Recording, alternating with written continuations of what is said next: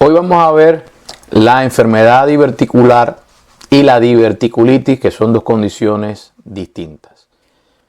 Vamos a empezar a decir que la enfermedad diverticular comprende un espectro.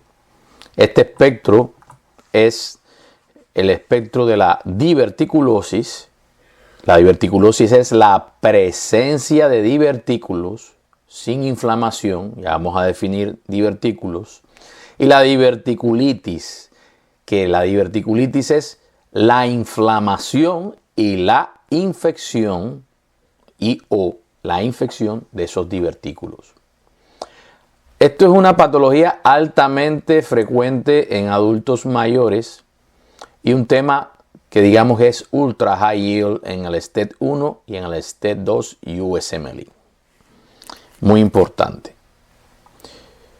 Vamos a definir un poco qué es un divertículo. Un divertículo es una evaginación de la pared intestinal. Es una bolsa ciega, es un saco que se extiende fuera del tracto gastrointestinal, que está en su pared, se evagina la pared y que se puede dividir en diferentes capas. Ahora vamos a hablar de esto. Tenemos los pseudodivertículos o falsos divertículos, que estos divertículos falsos o pseudodivertículos solamente tienen mucosa y submucosa. No incluye la capa muscular. No tienen capa muscular. Por lo tanto, cuando tenemos un divertículo verdadero, deberíamos tener todas las capas: mucosa, submucosa y la muscular propia. Debido a que en Galileo Médico somos extraordinariamente repetitivos para que se te queden los conceptos, vamos a explicar ahora una gran diferencia, que es lo que es un divertículo real de un divertículo que no es real, que es falso. Primero, divertículo es evaginación de la pared de un órgano hueco.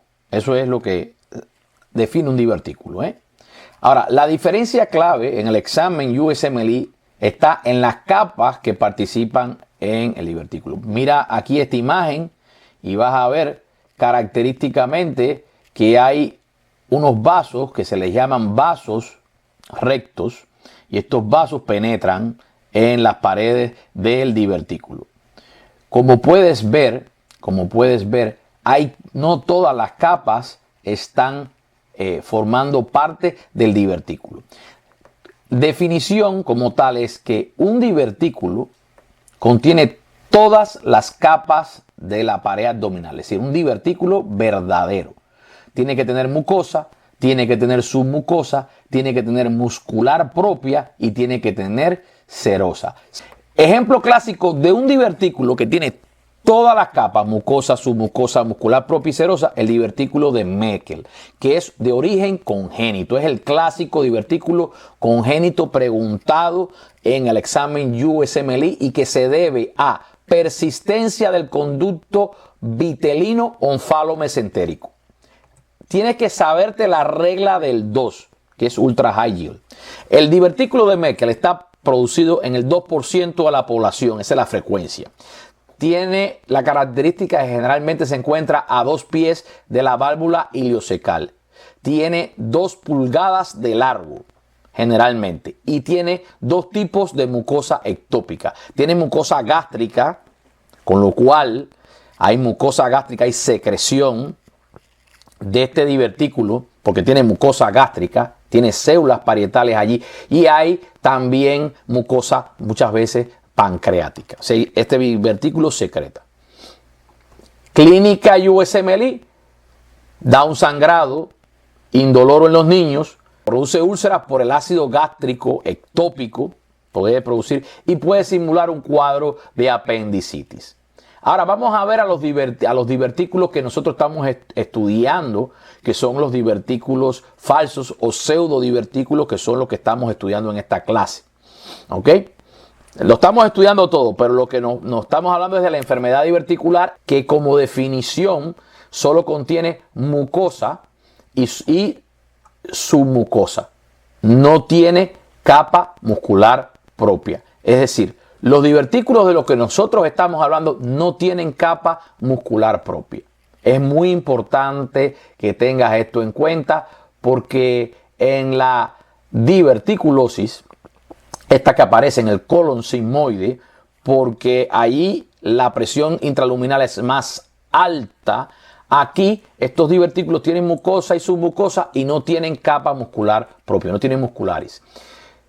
La patogenia, ya lo dijimos, aumento de la presión intraluminal, dieta baja en fibra, debilidad en puntos de entrada de los vasos rectos. Y esta debilidad en los puntos de entrada de los vasos rectos genera un problema también. Porque en estos divertículos lo que ocurre es que hay una herniación de la mucosa y de la submucosa, pero no hay capa muscular. La consecuencia clínica es la diverticulosis, que da un sangrado indoloro, y la diverticulitis cuando se inflama, que produce la inflamación y el dolor en la fosa ilíaca izquierda. Ahora vamos a ver las características comparando uno con otro, porque esto es vital para el USMLE. El divertículo real, como por ejemplo el divertículo de Meckel, que es congénito, tiene todas las capas, tiene mucosa, submucosa y muscularis. Tiene muscular propia presente. El origen es congénito. El ejemplo clásico, el Meckel, se localiza en el ilion y el mecanismo es la persistencia embriológica del conducto encefalomesentérico, y como complicación ocurre en los niños un sangrado de la mucosa ectópica, porque puede tener mucosa pancreática y gástrica. Y en el divertículo falso, que es el que vemos con mayor frecuencia en el adulto, en el anciano, por aumento de la presión intraabdominal y la dieta carente de fibra, solamente encontramos mucosa más submucosa, pero no encontramos capa muscular. La muscular está ausente. Por lo tanto, es un divertículo que nunca es congénito, es siempre adquirido por estos factores de riesgo que mencioné: obesidad, más de 40 años, si te apuras, más de 60, que se ven más en ancianos. Y aquí lo que se manifiesta es por la diverticulosis, múltiples bolsitas en el colon sigmoide. Y el mecanismo es por aumento de la presión intraabdominal, y la complicación es que se inflamen estos divertículos y genere una diverticulitis.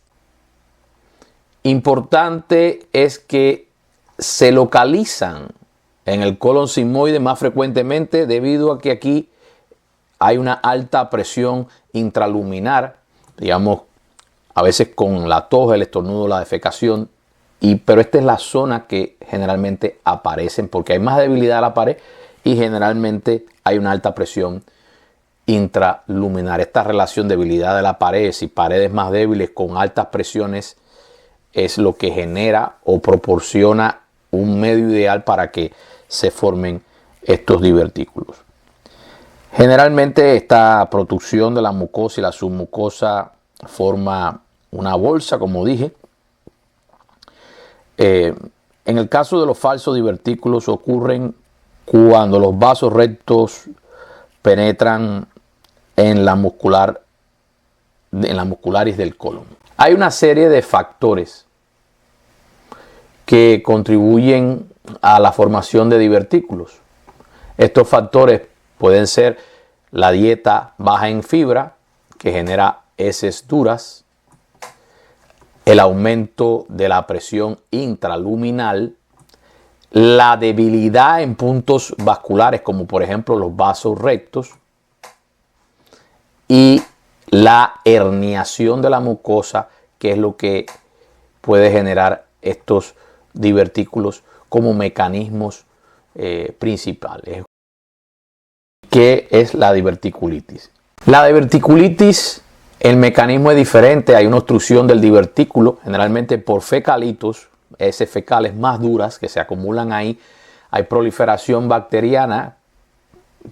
Durante ese proceso de obstrucción las bacterias proliferan y esto genera inflamación local y microperforaciones, y estas microperforaciones por supuesto puede generar complicaciones, que se perfore el divertículo, que sangre. La diverticulosis son múltiples saculaciones, pero aquí no implica la inflamación. La diverticulosis es una enfermedad, es la presencia de divertículos en el colon. Un divertículo es una pequeña herniación, bolsita de la mucosa y submucosa a través de la capa muscular del intestino, y generalmente hay una serie de factores de riesgo para que se genere múltiples divertículos. La edad mayor de 40 años, como dije, es muy común, más de 60 en lo general. El estreñimiento crónico, la obesidad, el sedentarismo, la dieta baja en fibra, el uso de AINES. Cuando estos divertículos se inflaman, entonces se le denomina diverticulitis. La diverticulitis sí es un proceso inflamatorio donde hay un infiltrado de neutrófilos, de glóbulos blancos neutrófilos, con edema y microabsceso. A veces la persona no tiene ningún tipo de síntomas. A veces la persona puede experimentar cambios en el hábito intestinal o distensión abdominal leve. A veces los divertículos se descubren incidentalmente por tomografía o por colonoscopía. Asintomática, generalmente hay un hallazgo clásico que es el sangrado rectal indoloro o hematoquesia. Los divertículos pueden sangrar. Esto puede ocurrir y hay que descartar otra causa de sangrado. Y las diverticulitis se caracterizan cuando se inflaman estos divertículos por un cuadro clásico que es dolor en la fosa ilíaca izquierda.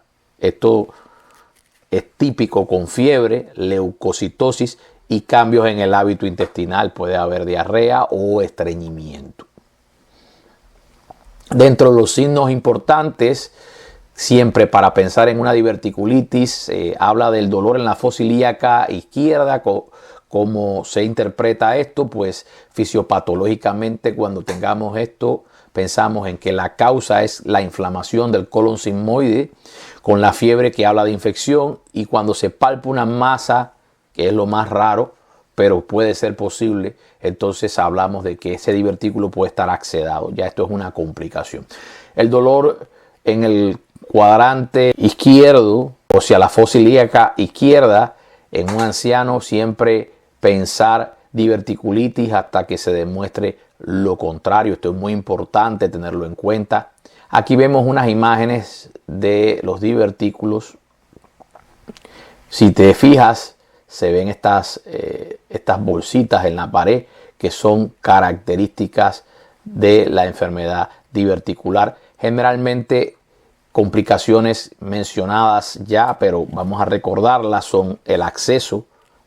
Cuando estas microperforaciones llegan a generar perforaciones más grandes o completas, se puede producir una peritonitis por infección del peritoneo. Y una de las complicaciones que puede ocurrir son las fístulas. Una de las fístulas características que puede ocurrir en el caso de los divertículos es la fístula colovesical. Uno de los signos de la fístula colovesical es la neumaturia o aire en la orina. Y en oportunidades el proceso inflamatorio puede llegar a ser tal que puede generar una obstrucción intestinal, incluso compromiso vascular, isquemia, compromiso vascular cuando la inflamación es muy significativa.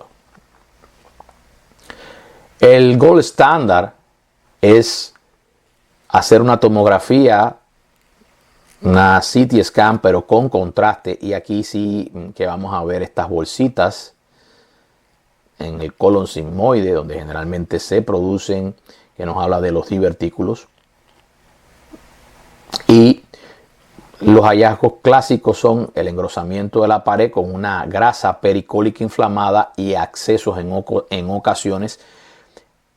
Tenemos que tener en cuenta una contraindicación preguntada y nunca marcar en una pregunta en el USMLE cuando una persona tiene una enfermedad diverticular y esta persona experimenta una diverticulitis. Jamás hacer una colonoscopía en la fase aguda por el riesgo de perforación. Por lo tanto, esto no lo marques nunca como opción de pregunta. Y el tratamiento es en la diverticulitis, es decir, la inflamación de esos divertículos no complicada, pues se le coloca antimicrobianos. Generalmente, como protocolo, siempre por lo menos en Estados Unidos se usa la combinación ciprofloxacino metronidazol con amplia cobertura, aerobios, anaerobios, una dieta líquida, poner en reposo el tubo digestivo, evitar las complicaciones y el estreñimiento del paciente. Con una dieta líquida se logra. El manejo generalmente es ambulatorio, pero a veces hay que hospitalizar al paciente. En esos casos que ya mencionamos, accedado el divertículo, perforado, un divertículo que esté sangrando de manera activa o que haya una oclusión intestinal, pues en estos casos hay que hospitalizar al paciente, darle antibióticos, drenar el acceso de ser el caso, y si hay perforación o sepsis o falla en el tratamiento, muchas veces se llega a la cirugía. La cirugía está indicada en estos tres casos: perforación, sepsis y falla del tratamiento, para resolver el cuadro de una manera definitiva. Tenemos que tener en cuenta las diferencias clave. En la diverticulosis no hay inflamación, solamente tenemos los divertículos, la presencia de ellos. En la diverticulitis es la inflamación de los divertículos. En la diverticulosis no hay dolor, no vas a encontrar dolor, el paciente está sintomático. En la diverticulitis hay dolor en el cuadrante inferior izquierdo. La diverticulosis muchas veces se puede manifestar como una hematoquesia, que es decir, sangrado, que puede ser frecuente, pero esto es un sangrado que generalmente no se acompaña de otros síntomas, y esto es una de las causas de sangramiento digestivo bajo. En la diverticulitis el sangrado es raro. La fiebre en la diverticulosis nunca está presente, y en la diverticulitis muchas veces tenemos fiebre, incluso leucocitosis. Una diferencia importante es que tenemos que pensar en otras causas que asemejen el dolor. Por ejemplo, la apendicitis aguda, el dolor en la fosa ilíaca derecha, pero a veces la apendicitis fácilmente te puede confundir, porque hay, digamos, localizaciones anómalas de la apendicitis aguda. No siempre está la apéndice localizada en su posición anatómica más habitual, entonces hay que hacer el diagnóstico diferencial con una apendicitis aguda. La colitis isquémica, que generalmente esto obedece a obstrucción de vasos sanguíneos arteriales del colon, secundaria a una hipotensión severa, o pudiera ser como consecuencia de patologías como la fibrilación auricular, que generen microémbolos que a la larga generen isquemia en el colon. Generalmente el paciente es un anciano con antecedentes de fibrilación auricular. La enfermedad de Crohn, porque en la enfermedad de Crohn además es habitual, dentro de las características, que incluso se formen fístulas en la enfermedad de Crohn.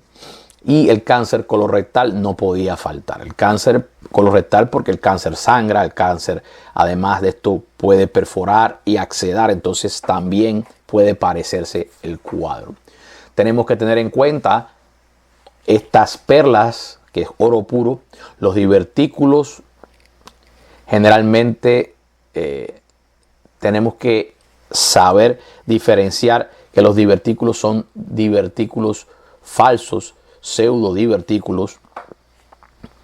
Esto no contienen todas las capas del tracto gastrointestinal.